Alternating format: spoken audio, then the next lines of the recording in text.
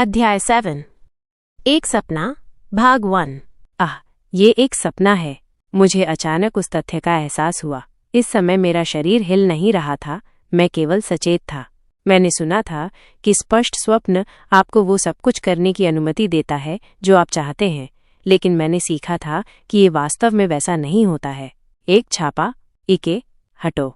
सपने की पृष्ठभूमि युवराज का सामाजिक पदार्पण मंच था।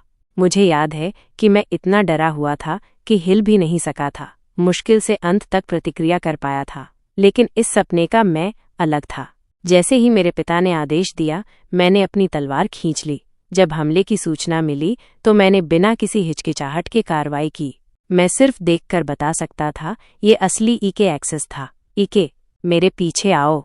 हाँ पिताजी। यह उस समय से अलग था जब मैंने इसका अनुभव किया था। हालांकि वास्तविकता में युवराज बुरी तरह से घायल हो गया था, लेकिन ईके के शामिल होने से स्थिति बहुत जल्दी हल हो गई।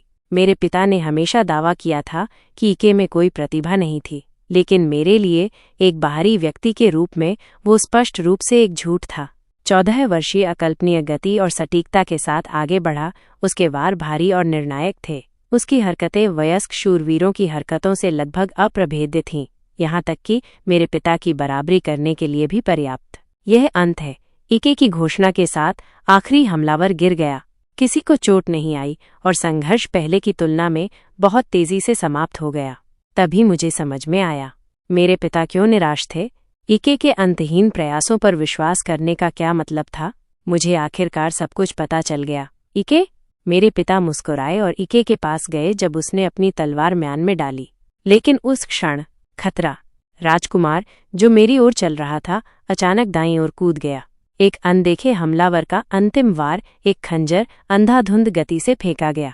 किसी कारण से ये युवराज के बजाय रीना की ओर उड़ा।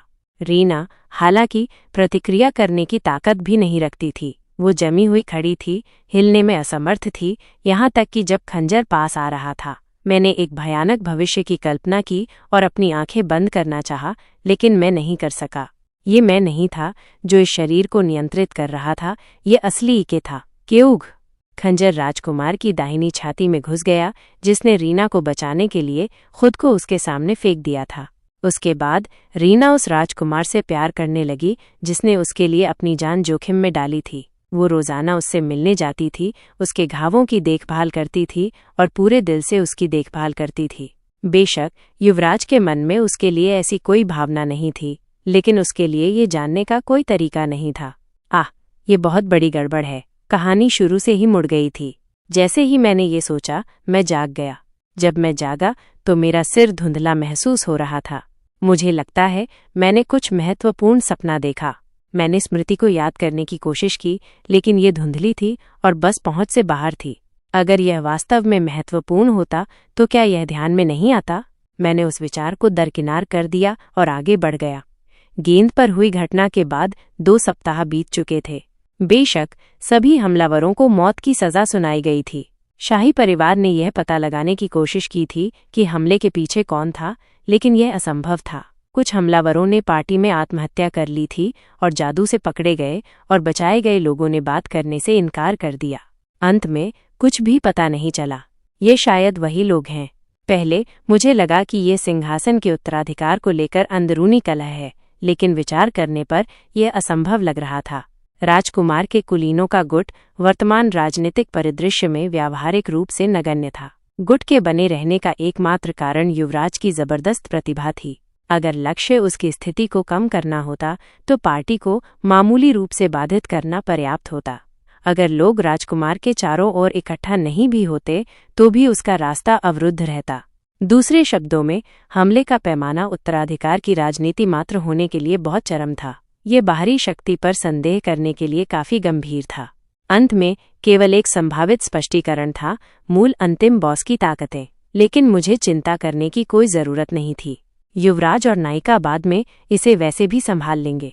युवराज की बात करें तो उन्होंने अपने गुट का विस्तार करने के लिए विधिवत रूप से अपनी विदेश गतिविधियों को शुरू कर दिया था। एक प्रतिभाशाली के रूप में अपनी प्रतिष्ठा के अनुरूप उनका प्रभाव तेजी से बढ़ रहा था। ऐसी कहानियां घूम रही थीं कि कैसे उन्होंने गेंद पर सबसे घातक घाव सहने के बाद भी अन्य कुलीनों की रक्षा के लिए संघर्ष किया था। घटना ने विडंबना ये है कि उन्हें पंख दे दिए थे।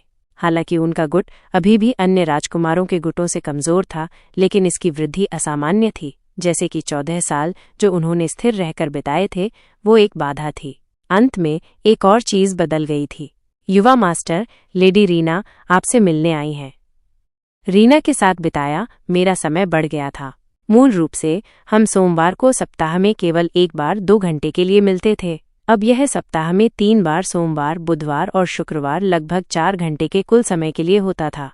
रीना पहले की तुलना में अधिक उज्ज्वल स्वभाव के साथ मेरे पास आई और मुझे यह देखकर खुशी हुई। वह पहले की तुलना में अधिक खुलकर बकबक करती और हंसती थी, जो उसके सामान्य ठंडे, कुलीन व्यवहार के विपरीत था। हालांकि उसका शांत रूप निश्चित रूप से सुंदर था, लेकिन मुझे पता था कि यह राजकुमार के दिल को पिघलाने के लिए पर्याप्त नहीं होगा। इसलिए उसे धीरे धीरे बदलते हुए, अपने भविष्य के सुख की ओर इंच इंच बढ़ते हुए देखकर मैं रोमांचित था। लेकिन एक समस्या थी। योर हाइनेस, हम अब सप्ताह में लगभग एक बार मिलते हैं। हमारी हल्की बातचीत होती है और हम अलग हो जाते हैं। मंगेतर होने के बावजूद हम अभी तक एक दूसरे को अच्छी तरह से नहीं जानते हैं, इसलिए हम धीरे धीरे आगे बढ़ रहे हैं। कहानी जारी रहेगी।